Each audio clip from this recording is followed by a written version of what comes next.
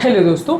आयुर्वेद का नाम सुनते ही या तो लोग ब्लाइंड बिलीव करने लगते हैं या डर के भाग जाते हैं। क्या आयुर्वेद की सारी दवाइयाँ सेफ होती है? क्या आयुर्वेद जो कि 5000 साल पुरानी नॉलेज है ये वाकई में इफेक्टिव है या सिर्फ मार्केटिंग का खेल? आज इन बातों का पोस्टमार्टम करेंगे। आज डिस्कस करेंगे कि आयुर्वेदिक कॉन्सेप्ट्स पर या आयुर्वेदिक मेडिसिन के संबंधित क्या इंपॉर्टेंट मिथ्स या भ्रांतियाँ हैं और इस मामले में सच्चाई क्या है। क्या वाकई आज की डेट में इसे मैं ट्रस्ट करना चाहिए या नहीं करना चाहिए? कुछ बेसिक बातों पर बात करेंगे ताकि ओवरऑल एक अंडरस्टैंडिंग बन पाए। आज का टॉपिक है आयुर्वेदिक मेडिसिन के बारे में कुछ इंपॉर्टेंट मिथ्स या भ्रांतियाँ। टॉपिक पर जाने से पहले जो लोग हमारे चैनल पर नए हैं उन्हें रिक्वेस्ट करूँगा कि चैनल को सब्सक्राइब करें, वीडियोस को लाइक करें, शेयर करें, फॉलो करें, कमेंट करें, पूरा देखें। टॉपिक इंपॉर्टेंट है, इसे एंड तक देखिएगा। टॉपिक के मिड पोर्शन में कुछ इंटरेस्टिंग फैक्ट्स बताऊंगा आपको हमारे ट्रिविया सेक्शन में, जो इस टॉपिक संबंधित आपको ऐसी बातें बताएंगे जो आपको ज्ञान भी देंगे और हैरान भी करेंगे। तो चलिए शुरू करते हैं मेरे साथ ही हल्का सा।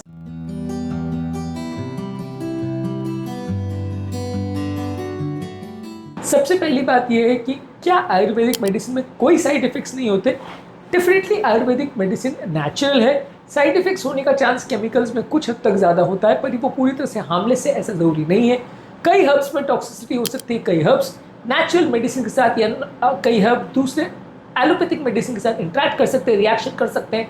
कई ड्रग्स में कुछ हैवी मेटल्स भी हो सकते हैं या थोड़ी बहुत इम्प्योरिटी भी हो सकती है, जिसकी वजह से वो लिवर किडनी के लिए टॉक्सिक हो सकती है। तो आयुर्वेदिक मेडिसिन 100% सेफ मानना एक भ्रांति है, एक मिथ है। ये पूरी तरह से 100% सेफ नहीं होती, इसमें भी सिग्निफिकेंट टॉक्सिसिटी हो सकती है। बस का ये है कि कंपेरेटिवली क्योंकि ये नेचुरल है तो उनको कंपेरेटिवली सेफर मानते हैं, लेकिन पूरी तरह से सेफ नहीं है। अगला इंपॉर्टेंट मिथ ये है कि आयुर्वेदिक की सारी मेडिसिन जो है वो साइंटिफिक होती है और सबको मॉडर्न मेडिसिन से बैक किया गया है।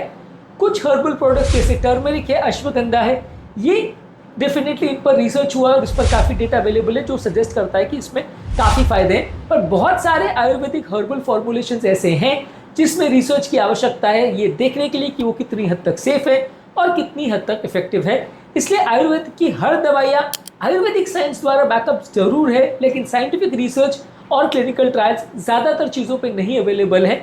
यही कारण है कि इन सारी चीज़ों को बहुत वर्ल्ड वाइड यूज़ नहीं किया जाता, क्योंकि इनकी सेफ्टी और एफिकेसी पूरी तरह से कंफर्म नहीं हुई है आज तक।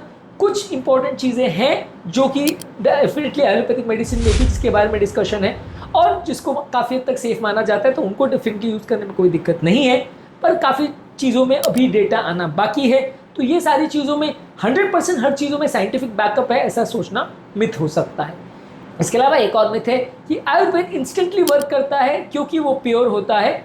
आयुर्वेदिक मेडिसिन ज़्यादातर स्लो एक्टिंग होती है और उनको लॉन्ग टर्म बेनिफिट मिलता है। ज़्यादातर ये लाइफस्टाइल रिलेटेड चेंजेस पर वर्क करती है, ज़्यादातर क्रॉनिक डिजीजेस के लिए या लंबे समय तक चलने वाली बीमारियों के लिए होती है।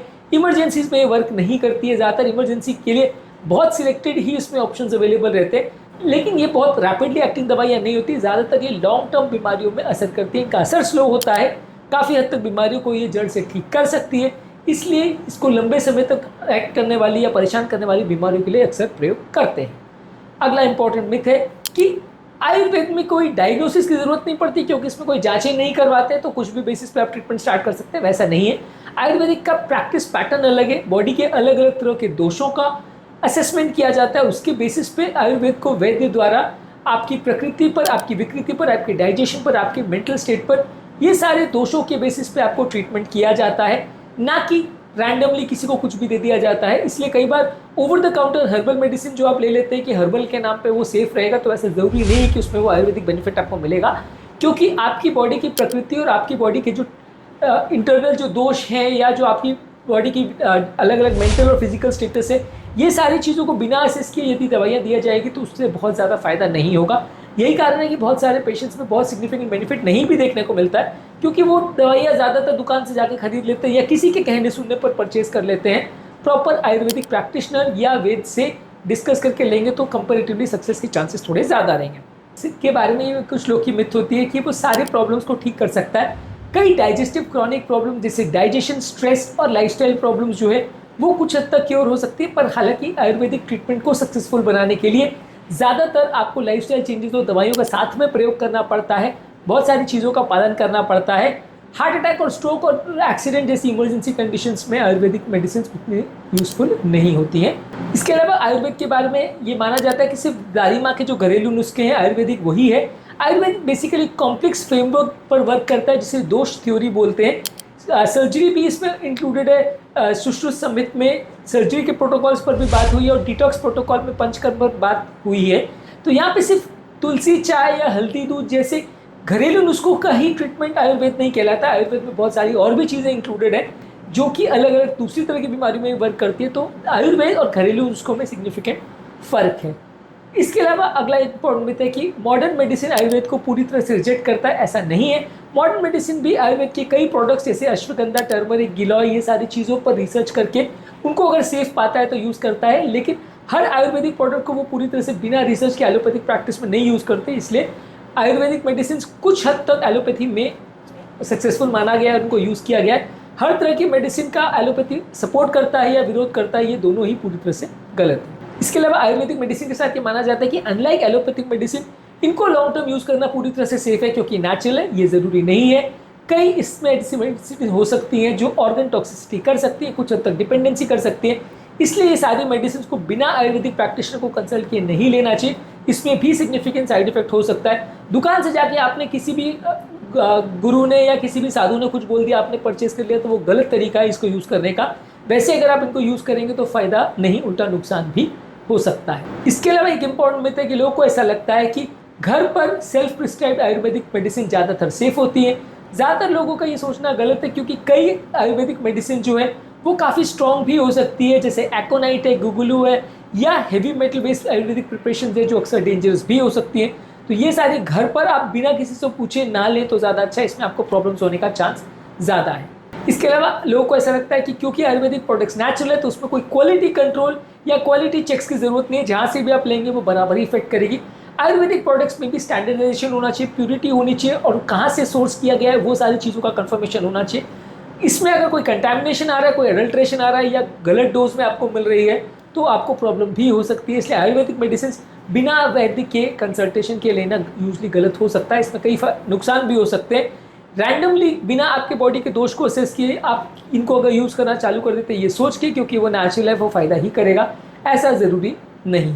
बेसिकली समरी ये है कि Ayurvedic basically powerful ancient system है जिसमें कई तरह की मेडिसिन अवेलेबल है। लेकिन ये सारे मेडिसिन को यूज़ करने के लिए एक्सपर्ट गाइडेंस और पर्सनलाइज केयर और क्वालिटी कंट्रोल का ज़रूरत है।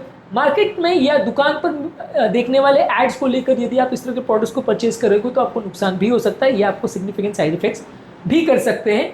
बेसिकली इसके साथ अगर आपको यूज़ करना है तो इंपॉर्टेंट जो प्रैक्टिकल यूटिलिटी के पॉइंट्स है वो ये है कि आपको इसको सेल्फ मेडिकेशन में यूज़ नहीं करना है। हर्बल मेडिसिन मानकर कहीं पे भी दुकान से कुछ भी परचेज कर लिया और उसको यूज़ करना चालू कर दिया वो गलत है। प्रॉपर आयुर्वेदिक प्रैक्टिशनर या वैदिक कंसल्ट करके ही लीजिए। सर्टिफाइड ब्रांड्स और लाइसेंस प्रोडक्ट्स का ही प्रयोग करिए, नहीं तो कई बार क्या होता है कि इम्प्योर प्रोडक्ट्स होते हैं, आपको कई बार वो फायदे के बदले नुकसान भी कर सकते हैं। आयुर्वेद को प्रिवेंटिव टूल की तरह या क्रॉनिक इलनेसेस में ज़्यादा यूज़ करिए, इमरजेंसी में बहुत ज़्यादा रोल नहीं है। पेट की हेल्थ के लिए, इम्यूनिटी बढ़ाने के लिए, नींद के लिए, स्ट्रेस के लिए या ये सारी चीज़ों में सपोर्टिव और प्रिवेंटिव केयर में आयुर्वेदिक प्रैक्टिस का जो या मेडिसिन का काफ़ी अच्छा रोल है। ज़्यादातर हम ये मान के चलते हैं कि आयुर्वेदिक मेडिसिन और ट्रीटमेंट जो है वो एलोपैथिक प्रैक्टिस के साथ कॉम्प्लीमेंट कर सकता है, उसको पूरी तरह से रिप्लेस नहीं कर सकता। इसके साथ जब हम टेस्ट का भी यूज़ करते हैं, जब डायग्नोस्टिक टेस्ट और बाकी चीज़ों का यूज़ करते हैं तो हम आयुर्वेद को बेटर वे में यूज़ कर सकते हैं और उसके थेरेपी को ज़्यादा सक्सेसफुल बना सकते हैं। आयुर्वेदिक पावर जो है आपको सेफली यूज़ करने से आपको फ़ायदा करेगा। अगर लॉन्ग टर्म थेरेपी बिना किसी से पूछ के और बहुत अनरियलिस्टिक एक्सपेक्टेशन के साथ आप इसको यूज़ करेंगे तो आपको हार्म भी हो सकता है और डिसअपॉइंटमेंट भी हो सकता है। तो बेसिकली आयुर्वेद में बहुत सारे पोटेंशियल है लेकिन इसके अंदर बहुत सारे मिथ्स और अवधारणाएं भी है। इसमें सच को ढूंढना ज़रूरी है।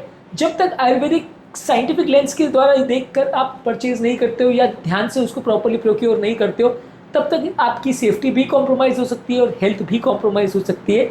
हर ट्रेडिशनल चीज़ अच्छी नहीं होती, हर मॉडर्न चीज़ ख़राब नहीं होती। हर आपको देख के, तोल के, समझ के, अपनी बॉडी के रिक्वायरमेंट्स के हिसाब से और अपनी बीमारी के हिसाब से और अपने डॉक्टर की एडवाइस की बेसिस पे ये सारी चीज़ों को चूज़ करना चाहिए। आपके कमेंट्स और आपकी गालियों का मुझे इंतजार है। आई ऑब्वियसली अंडरस्टैंड कि बहुत सारे लोग जो ट्रेडिशनल मेडिसिन को बिलीव करते हैं और ब्लाइंड फेथ करते हैं वो गालियाँ देंगे। मोस्ट वेलकम, लेकिन फैक्ट्स समझना ज़रूरी है क्योंकि ज़्यादातर लोग आयुर्वेदिक साइंस को गलत तरह से यूज़ करते हैं और फ़ायदे के बदले कई बार नुकसान भी उन्हें झेलना पड़ता है। उम्मीद करूँगा कि आज के टॉपिक में कुछ नई बातें जानने को मिली होगी। जो लोग हमारे चैनल पर नए हैं उन्हें रिक्वेस्ट करूँगा कि चैनल को सब्सक्राइब करें, वीडियोज़ को लाइक करें, शेयर करें, फॉलो करें, कमेंट करें पूरा।